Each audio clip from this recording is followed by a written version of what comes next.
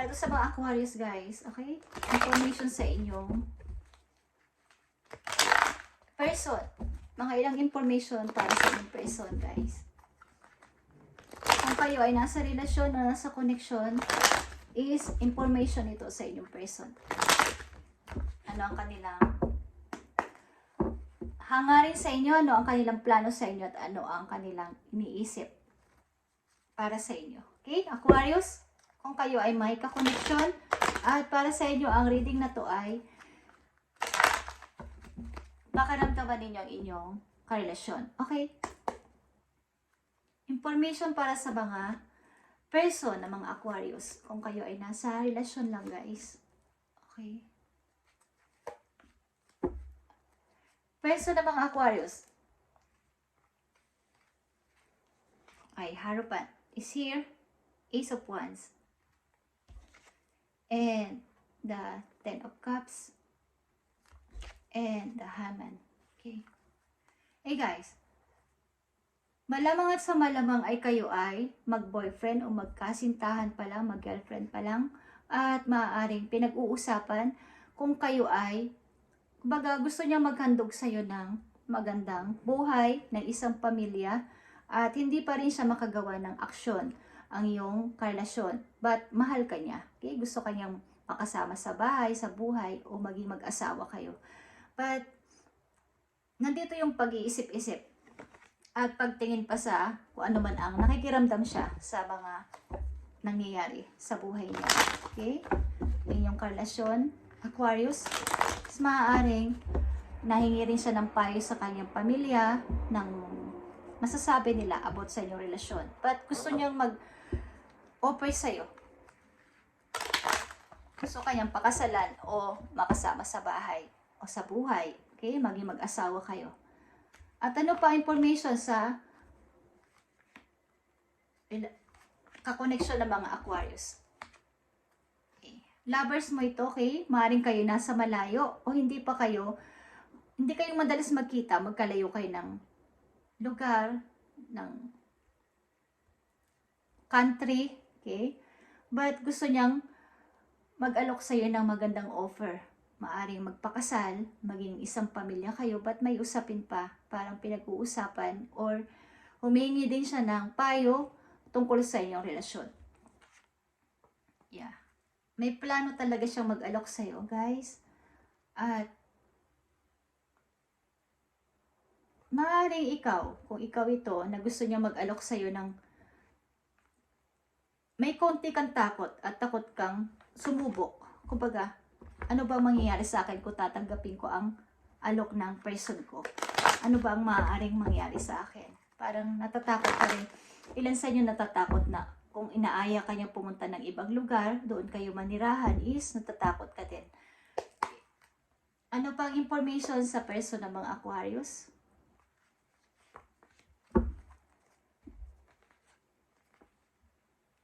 At hindi ka makapag-decide, but andito na eh. Nandito na yung, kumbaga nasa iyo yung alas.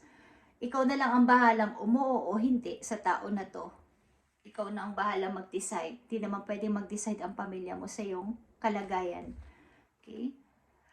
Dahil siguro ikaw ay nasa healing process pa, galing ka siguro dito, okay Aquarius, sa kawalan. Maaring galing ka sa kabiguan at natatakot ka magtiwala sa offer again ng isang tao o nagpapahiwatig sa'yo ng pag-ibig. Okay, natatakot ka sapagkat galing ka sa kabiguan. Okay guys. So tingnan natin ang inyong pag-ibig na to guys. Maring may nag-aalok sa'yo sa ibang lugar, lovers mo sa malayong lugar, Aquarius, at natatakot kang umuo. At ang ilan din sa inyo dito ay maring may usapin sa pamilya at gusto ulit ma-fix ng tao na to ang inyong relasyon. But ayaw mo nang makatanggap ng message galing sa kanya. Sapagkat ikaw ay sa halip na nakaka-move on na, bakit pa siya bumabalik? Okay. Aquarius, na may offer ang isang tao sa malayo, ano ang masasabi mo sa kanilang relasyon? Aquarius, na may offer ang isang tao sa malayong lugar, but siya ay may konting kaba o takot. Okay. Ito ay unconditional love, guys. The love between you and your person is eternal. Nothing and no one can take it away from you. Okay? So ito ay mayroong unconditional love na masasabi. Maaring naiintindihan ka niya o maiintindihan ka niya sa iyong sitwasyon sa ngayon kung ano man ang pinagdadaanan mo, Aquarius. At ito ay, kumbaga, hindi ito basta-basta lang na relasyon ninyong dalawa. Maaring talagang ito ay may love. Talagang in love kayo sa isa't isa. At kung mayroon man tong money, may halo man itong, but yun ay parang bonus na lang sapagkat nandito yung love. Okay? So dito sa inyong relasyon ng iyong, kung sa mga Aquarius na may nagbabalik na person na sinaktan siya o sinaktan sila ng tao na to at gusto magbalik, ano ang masasabi mo dito? Spirit guides from heaven. Okay, make the effort. His love is worth taking risk. You are called to move forward. Okay. So, maaaring hindi mo ito tatanggapin. Parang risk ito para sa'yo. Kung tatanggapin ko to, baka magbalik ulit yung dating nangyari sa akin. Sa halip na, nakaka-move on na ako. Baga, andito ka pa. Nasa healing process pa, Aquarius. But, may tao dito na nagpapahiwating sa'yo at gusto makipagbalikan. Nag-uusap, parang may gustong pag-usapan para maibalik ang inyong dating pamilya is, ito ay isang parang malaking katanungan sa'yo o kung babalik ako o magpo-forward na lang sapagkat baka hindi naman tutuloy ang magbago. So, nandito yung, ito ay risky. This love is worth of taking risk. You are called to move forward. Kailangan mo forward na. At maaring dito ka sa isa na to. Okay? Huwag ka nang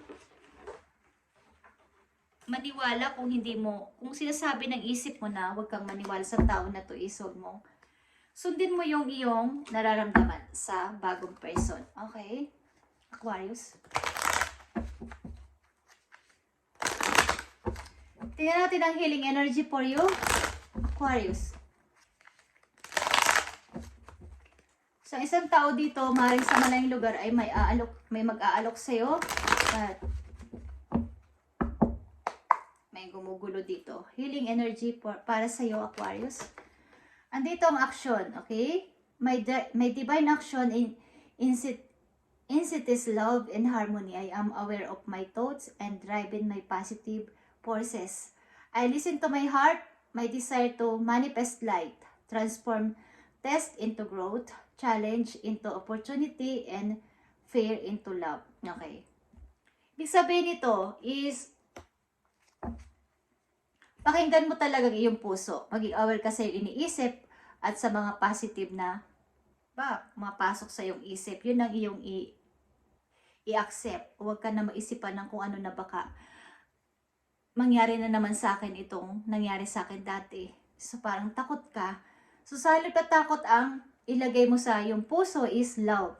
At sa halip na, kumbaga, yung mga nangyari sa iyo ay mag-transform ka dito. Ito ay pag mga nasubukan mo, parang test sa iyong buhay para ikaw ay mag-grow pa. Okay? Sa larangan ng pag-ibig na to. At mga challenge na to is, ipagpalagay mo na ito ay opportunity for you, Aquarius. Okay. Tingnan natin ang message dito pa. Aquarius.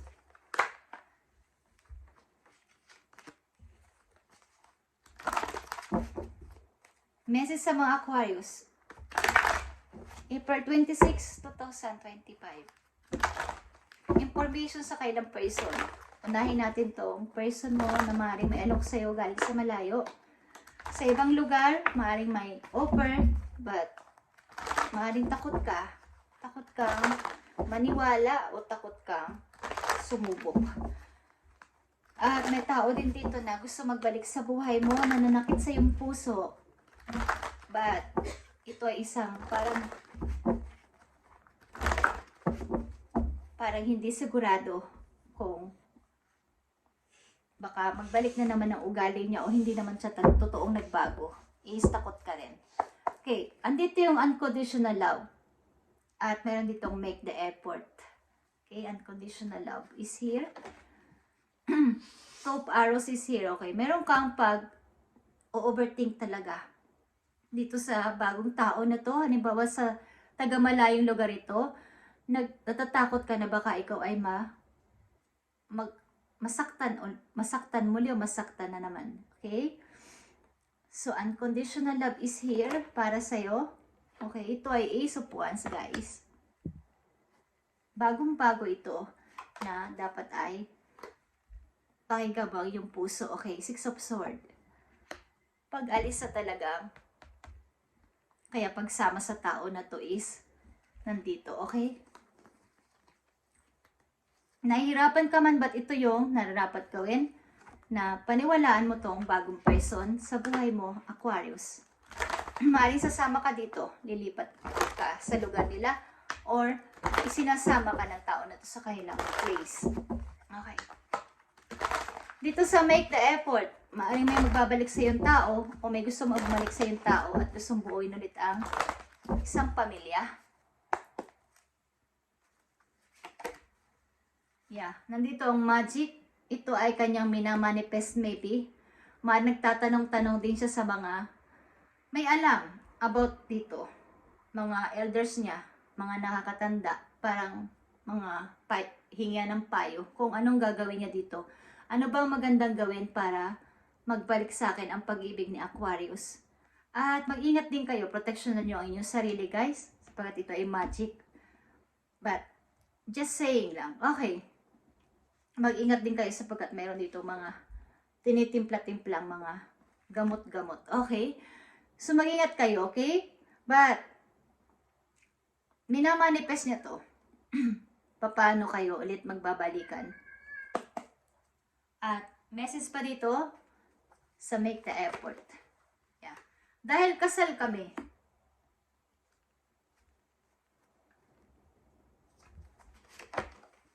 at hindi ako makalimot sa kanya, Six of Cups.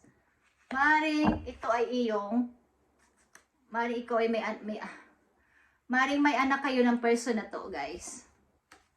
But, andito ka. Nagsisikap ka para sa ikakabuti ng iyong anak.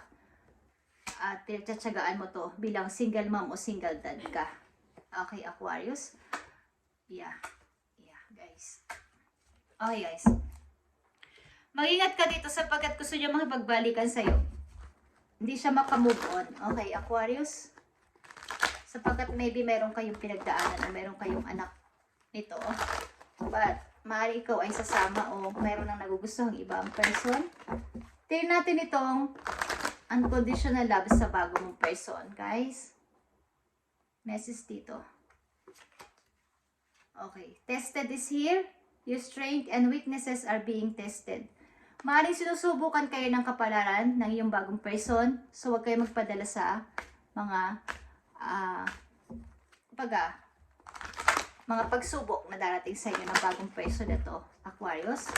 Kung kayo ay susubukin ng tadhana, kung kayo ay magiging strong pa rin o matatalo ng mga pagsubok. Okay? Tingnan natin tong make the effort. Maaari talagang kinukumbisi ka nito o may mga hiningan siya ng payo o tulong para dito. Mag-ingat kayo sa inyong energy, okay? At mapalapit sa tao na to kung ayaw nyo na. Sapagkat maaaring ginagawa to behind the scene. Okay? Tingnan natin, Aquarius. Make the effort. Okay. Ito ay past life. Maaaring gusto niya talaga magbalik sa buhay mo. Yeah, guys. Tingnan natin to. Ano ang message sa'yo ng iyong dito sa lumang person o sa old person mo? Sa pinagdaanan mong person. Ano ang message sa'yo ng tao na to? Aquarius? Ano ang message sa'yo ng tao na to? Send a message, please.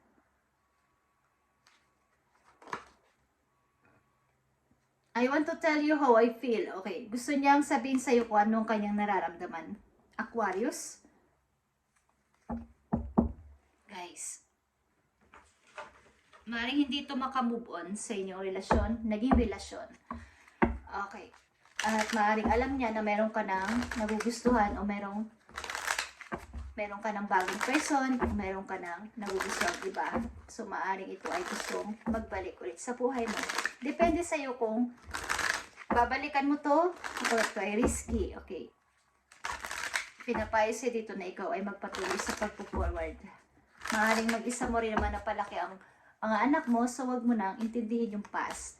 Magpatuloy ka na sa bagong buhay mo. Okay. Message pa dito sa unconditional love para sa mga Aquarius, person na mga Aquarius. Maaaring sasama ka sa person na to na bago, guys. Pinag-iisipan mo o gusto mo. 8 of Wands, okay? Ito ay positive movement forward. 10 of Swords. Pagtatapos sa isang old cycle, mahirap na cycle ng buhay at pagpapatuloy sa positibong ways of bagong path ng buhay mo. Kasama ang new person na to, Aquarius. Okay, ito ay online maybe. Tingnan natin. 6 of Swords. Okay, 6 of Swords again is here. Talagang ito ay pag relocation, guys. Relocation, something voyage. At dito sa make the effort, tingnan natin to, guys. Make the effort, message dito sa person ng mga Aquarius. 10 of Wands. Ang tao na to ay nagbigay sa'yo ng malaking problema o talagang mabigat. Mabigat ito. Maraming pasanin. Okay? Maaaring hindi rin makamove on ng person na to. Sa'yo, ano pa ang message dito?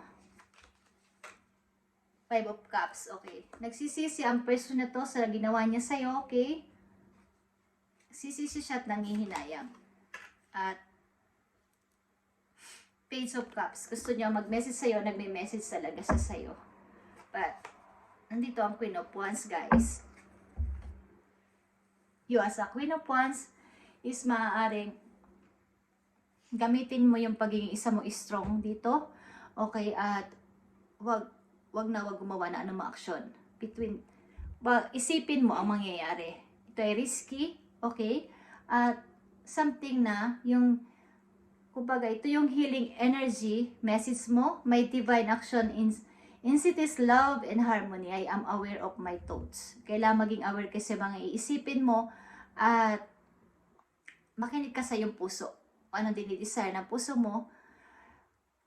My desires to manifest light, transform test into growth, challenge into opportunity, and fear into love. Kumbaga, huwag kang matakot. Huwag kang matakot na mag-forward. Isang message na lang dito para sa inyo Aquarius. Galing sa iyong person dito sa bago. Okay? Message para sa iyo. Galing sa person mo dito sa bagong person na nasa malayo maybe. Can you hear me? Whisper your name. Okay. Naririnig mo ba ako na tinatawag ko ang pangalan mo? Okay. And do you love me the way I love you? Okay. So, naririnig mo ba ako na tinatawag ko ang pangalan mo? Kahit sa hangin lang. O palipad hangin. Tinatawag ko ang pangalan mo, Aquarius. Okay. Aquarius, ito ang inyong reading. At ito ang inyong message ngayong April 26, 2025. About sa person ninyo, sa mga Aquarius na may bago at lumang person. Is, hindi makamove on ng person mo sa past. Guys, gumagawa siya ng paraan na humihingi ng tulong. Maaaring humingi ng payo o mag-ingat kayo sa baka may mga ipapainom sa inyo, guys. Huwag ingat kayo, okay? Sapagkat kasal kami, okay, sasabi niya, kasal kami ni Aquarius at may anak kami maybe. Kung kayo may anak na dalawa, mas lalong ito yung dinadahilan niya, okay? Gusto niya mag-message sa'yo at nahihirapan siya at maaaring nagsisisi siya sa mga ginawa niya sa'yo, Aquarius. Thank you and God bless, Aquarius, at i-update natin to sa mga susunod na araw para sa inyo. Thank you and God bless sa inyo, guys.